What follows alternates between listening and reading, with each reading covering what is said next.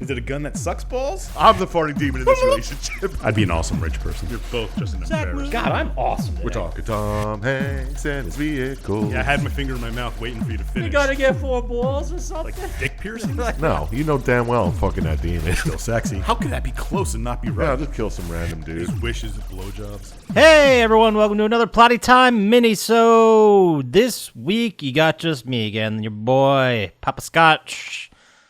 Scotchy, Well, I'm gonna be honest. I recorded a lot of minisodes in the last couple days to, it's part of production. You do a bunch up front, you spread them out, you release them every week, and you get to take a break. And then I think I get to deserve a break. It's been a while. Do a lot of work for this podcast, at least as much as like a part-time job, right? It's got to be at least 20 hours a week, I'd say. Maybe not 20. Solid 15, for sure. 15 hours a week I do this. So, in order to bank all these minisodes, I am getting a little tired, but I am going to give you guys a new entry into the NUMM SKULLS. This is where I usually, it's a little different this week, but usually what I do is I'll find a game that I never would have played, and it's an easy platinum. I will play it, and then review it and talk about it and see how easy it is to get the platinum. This is mostly just for people who collect trophies. If you don't collect trophies, I understand if you want to leave right now, but please go check out our YouTube channel. Like and subscribe there. It really helps us out. Socials at PlottyTime. Email plottytime@gmail.com. Okay, I'll see you guys later. All right, so the cool kids are still here. And for this week's NUMM SKULLS entry, I guess this month's NUMM SKULLS entry, I did recently say I was going to take a little bit of a break, but this game is a game I was playing. It was a game I was enjoying. I ended up getting the platinum. So I figured, fuck it, we need content. I'm going to go ahead and I'm going to talk about it. And for this installment, I am talking about a game I've been talking about on the podcast a little bit and how I enjoyed it. We're going to go over the trophies and stuff for Spider-Man Miles Morales. It is my first platinum trophy on a PlayStation 5, which I'm happy about. It took me, judging by the PlayStation's internal timer, 37 hours. I think, honestly, that's a little inflated because of pause menus. I don't know if it counts pause menus. Maybe I'll do a test one day when I'm super bored. But, we don't need to be doing that right now. So, the platinum trophy, I would say, this is pretty darn easy. If you're looking at the statistics, 50% of people who play this game get the platinum. If you just 100% the game and complete all the districts and do all the side missions and do all that stuff, you're almost there. There's a couple trophies you may need to go out of your way to get, but they're usually Easter eggs and they don't really require you to do anything. For example, you got your standard, you got your run-of-the-mill story-based trophies. And I'm not going to spoil the story. The story's actually very good. I would suggest you guys all check it out. It's good. It's a good story. If you liked the first Spider-Man game, you will enjoy this one. The only thing I would say is it's definitely not as long as the other Spider-Man game. So if you're going to pick this up, I'd say wait for a sale. It's good. It's worth it. If you're a big fan of Spider-Man, go for it. But if you have other games to play, maybe put this one off and, I don't know, maybe just, wait till it's down a little bit in price. So part of it, like I said, 100%ing all the districts. That includes getting a bunch of collectibles. They have these things called time capsules, which are like little relics and stuff you pick up. And you talk about your past with one of the other characters in the game or several of the other characters in the game. You can get all the underground caches, and that includes tech parts that you use to upgrade your stuff. And then these are all part of 100%. Shutting down the Roxxon Labs, who are the evil corporation in the game. The underground hideouts, which are a bad guy in the game. And there's there's a bunch. There's a bunch of just 100%ing it. The only one out of all these trophies that I would say really gave me an issue is probably, no, not even that. There was no trophy in this game where I had to reset or redo or get to any kind of frustrating part. It was, oh, you need to do that? Okay, click. All right, I'm done. Oh, I need to do that? Do. Okay, I'm done. For example, some of those easy ones, the one that I thought was going to give me a lot of problems, the one that I thought was going to be a big problem was the 100x combo. And when I played a lot of the Batman games up until Arkham Knight. I didn't play the reissue one they had for last gen. I should have.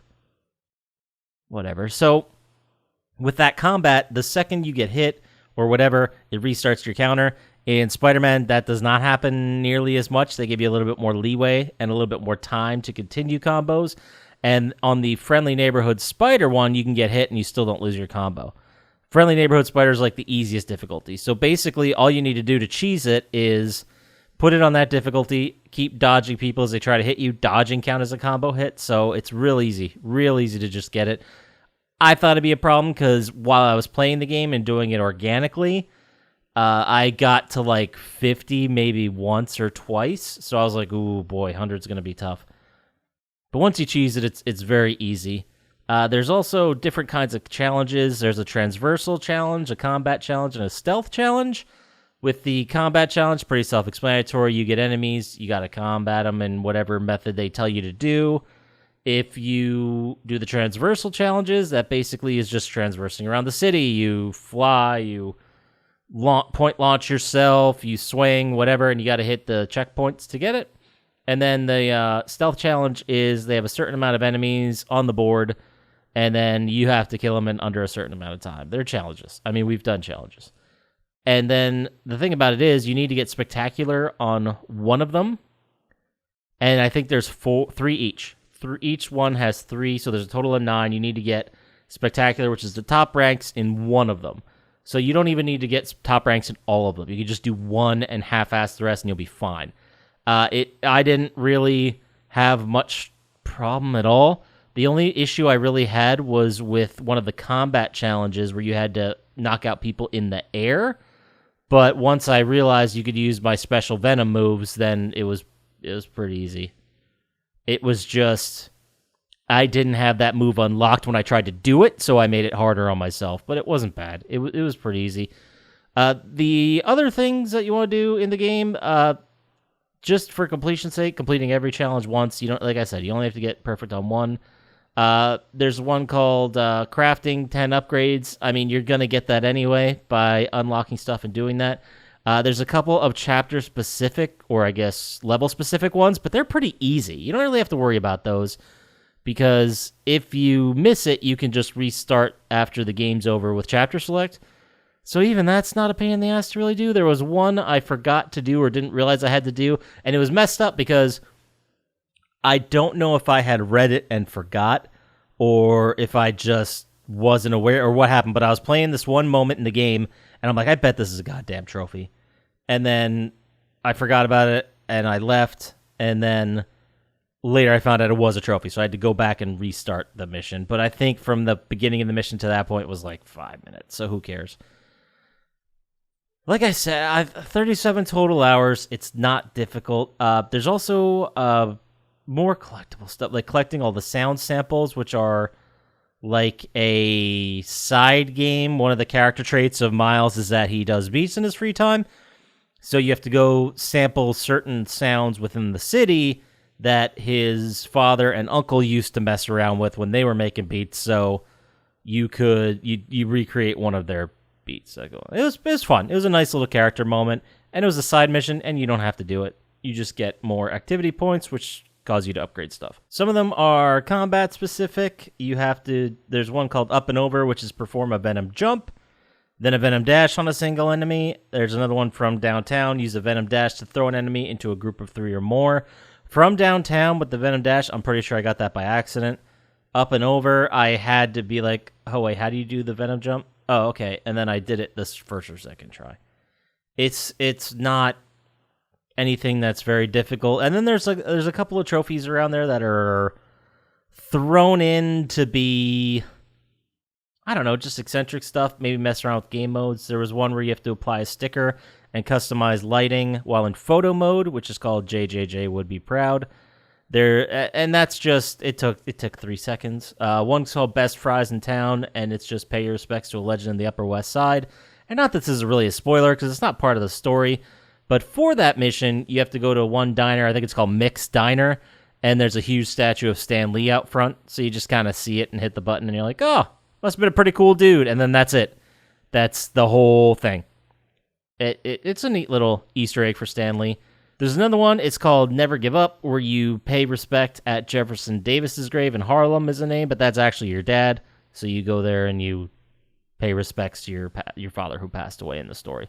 That's not really like an Easter egg, right? That happened in the first game. Because if you remember, in the first Spider-Man game, the one that just came out for PS4, you have to play as Miles Morales a couple times, but it's just him getting to be Superman, I believe. I honestly don't remember. I just remember sneaking around a lot and you having no powers as Miles. Maybe you got him at the end. Whatever. I'm not going to look it up. There's also other like combat-related trophies, like you have to perform 100 stealth takedowns, which you're going to do anyway in the game. There's one where you have to take down enemies with ceiling takedowns. There's another one with wall takedowns. There's one doing 50 wall camouflage. Defeat 100 with venom attacks. And as long as you keep that in mind to do ceiling takedowns and wall takedowns, 25 isn't really very many at all. That's pretty easy to do. The rest really are just, like I said, collectibles, 100% the thing. The only one that really extended this game an uncomfortable margin, I wouldn't even say uncomfortable, was you have to beat the game on New Game Plus. So you play through the whole thing the first time, you redo it on New Game Plus.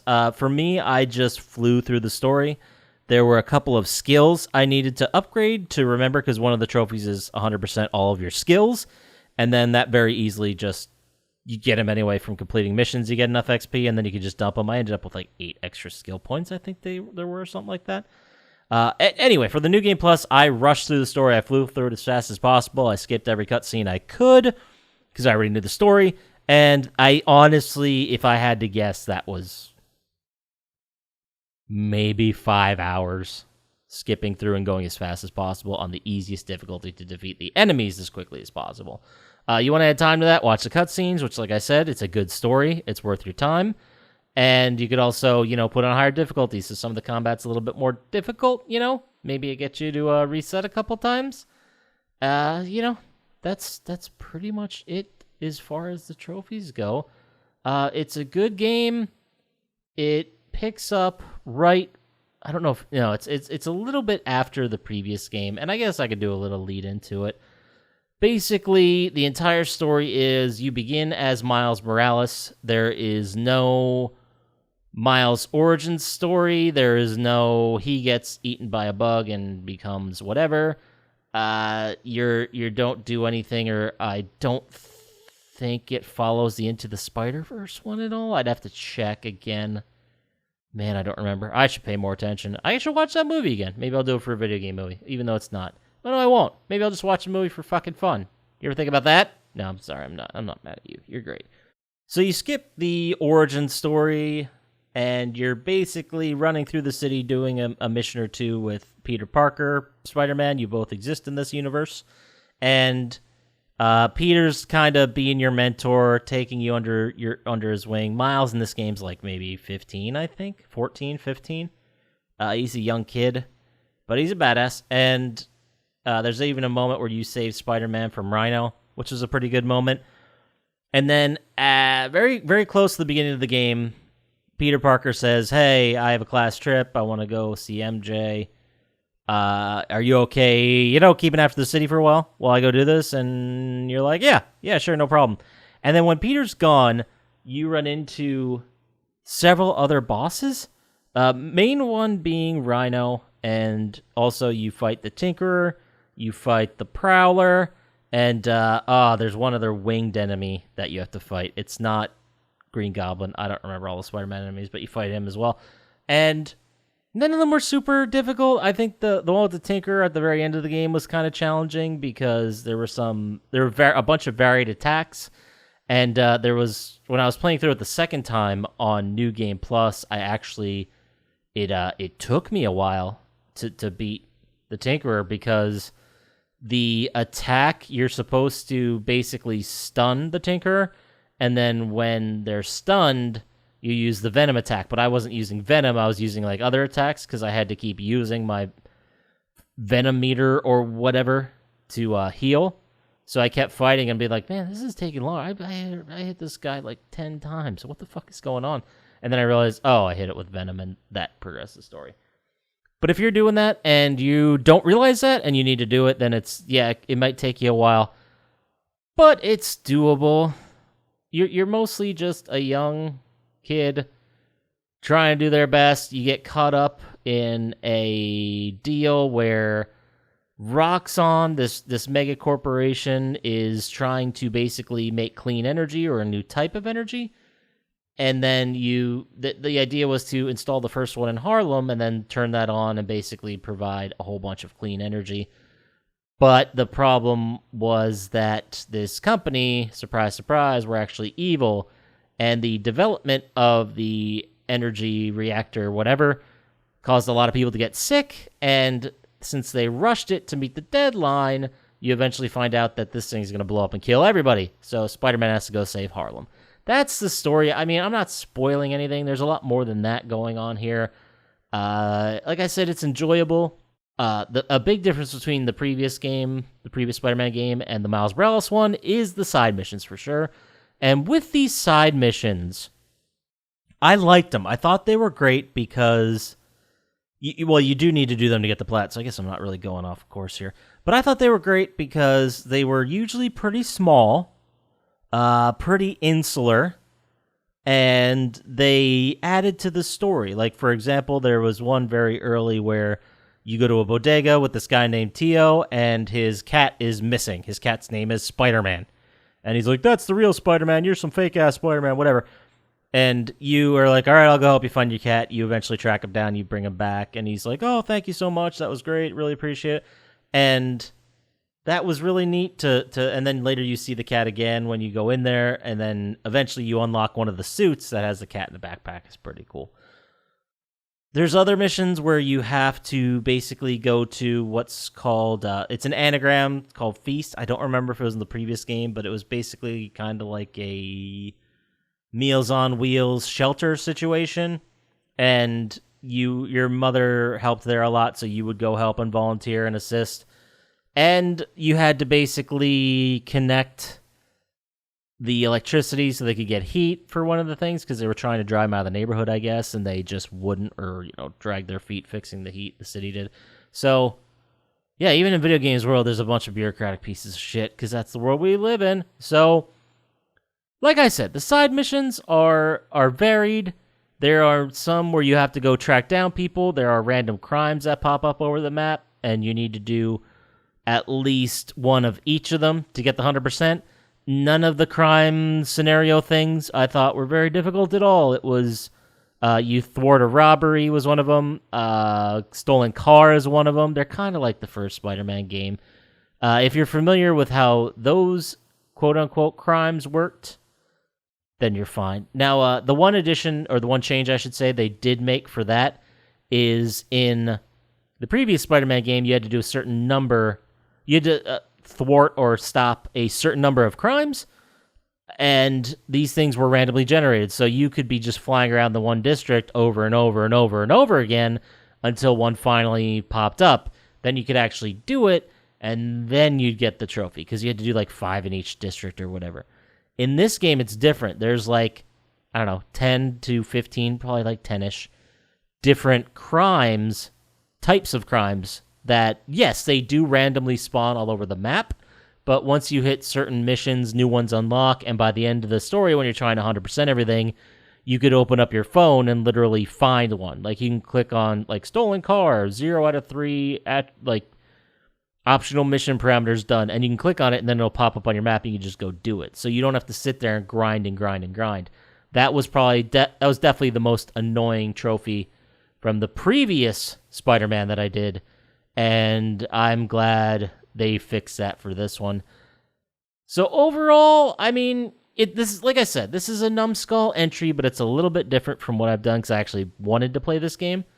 I just happened to get the platinum, and yeah, I'm glad I did it. It wasn't a super long game. Like I said, you want to pick it up over, when it's on sale, unless you're a big fan of Spider-Man. It's your money. You do what you're going to do.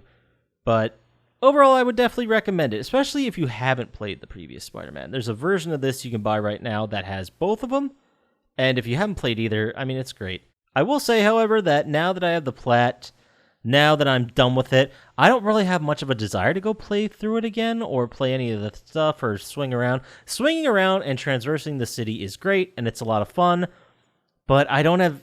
Now that I'm done, there's very few games, honestly, where I finish the plat, I feel like I've accomplished it, I feel like I've done everything, and then I'm like, ooh, let's get back in there and play it again. That's extremely rare. So, this is definitely not one of those, but that's okay. I mean, it can still be a great game that I really enjoyed, except I don't want to grind it out, I don't want to keep playing it, because that would be annoying. So, overall, is this a good game to plat? I would say as far as difficulty goes, yeah, absolutely. It's easy. Without paying attention and 100%ing the game, you could probably get most of them. You might only have to clean up a handful, including that New Game Plus run-through. But like I said, even if you go as fast as you can through the New Game Plus, you're talking about 5 more hours. And I took my time. I had to reset a bunch because I kept dying until I figured out the combat. And 37 hours was probably high. You could probably do it in 25 if you fast-forwarded. I enjoyed playing it. I don't think you should fast-forward it because the story's good. But, hey, man, that's all. That you be you. You do you. You get out there, you do you. You do you. So, let's go ahead and land this. This is another NUMM SKULLS entry. I might do more. I probably will as I get platinums. Maybe I'll play another shitty game again, talk about that. Who knows? But if you want to go check out with us on the socials, go to @PlottyTime on Instagram and Twitter.